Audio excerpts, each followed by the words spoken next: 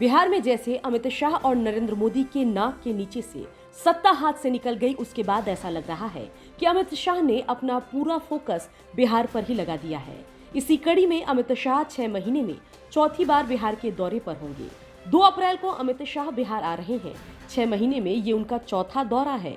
2024 के लोकसभा चुनाव को देखते हुए अलग अलग समुदाय के लोगों को साधने की कवायद में बीजेपी अमित शाह का कार्यक्रम लगातार बिहार में करवा रही है।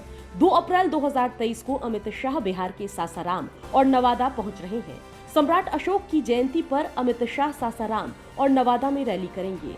सम्राट अशोक के बारे में कहा जाता है कि वो कुशवाहा समाज से आते थे, इसलिए कुशवाहा समाज को साधने को लेकर बीजेपी ने अमित शाह के इस रैली की तैयारी शुरू कर दी है। इससे पहले 25 फरवरी 2023 को अमित शाह बिहार दौरे पर थे। पहले उन्होंने वाल्मीकि नगर में जनसभा की। इसके बाद पटना में सहजानंद सरस्वती की जयंती सह किसान समागम में भाग लिया। वाल्मीकि नगर की जनसभा में उन्होंने पूर्वी और पश्चिमी चंपारण को साधा। इस दौरान उन्होंने जमकर नीतीश कुमार और तेजस्वी यादव पर निशाना साधा।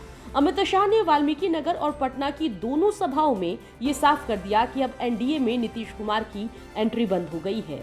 इस दौरे में एक तरफ उन्होंने पूर्वी और पश्चिमी चंपारण को अपने पक्ष में करने की कोशिश की, वहीं सहजानंद सरस्वती जयंती में भाग लेकर भूमिहार समाज को साधने की कोशिश की। स्वामी सहजानंद सरस्वती में भूमिहार समाज की बड़ी आस्था है। इसी को आधार बनाकर उन्होंने पटना में जनसभा की। इससे पहले केंद्रीय गृह मंत्री अमित शाह 11 अक्टूबर 2022 को लोकनायक जयप्रकाश नारायण की जयंती के अवसर पर उत्तर प्रदेश और बिहार के सीमावर्ती सिताब दियारा गांव पहुंचे। अमित शाह ने यहां भारतीय जनता पार्टी के मिशन बिहार को धार दी। मुख्यमंत्री नीतीश कुमार और राष्ट्रीय जनता दल के सुप्रीमो लालू प्रसाद यादव पर जमकर निशाना साधा। बिहार में एनडीए की सरकार गिरने के बाद अमित शाह का ये दूसरा दौरा था। इसके पहले वे सीमांचल इलाके में आए थे। इस दौरान भी उन्होंने वर्तमान महागठबंधन सरकार को निशाने पर लिया था। इसके साथ ही बीजेपी की सत्ता में वापसी को लेकर मिशन बिहार का आगाज किया था। और बिहार की सत्ता से बाहर होने के बाद सबसे पहले अमित शाह 23 और 24 सितंबर 2022 को सीमांचल के दौरे पर पहुंचे। यहां से उन्होंने 2024 लोकसभा चुनाव की तैयारी का आगाज किया। अमित शाह ने अपनी रैली के माध्यम से सीमांचल के चारों जिले पूर्णिया, अररिया, किशनगंज और कटिहार साधने की कोशिश की। ये चारों इलाके मुस्लिम बहुल हैं। इस इलाके में अमित शाह ने 2 दिन रहकर अपने नेताओं और कार्यकर्ताओं से मिलकर फीडबैक लिया। इस पूरे इलाके में किस तरह से बीजेपी को स्थापित किया जाए, इसका मूल मंत्र दिया।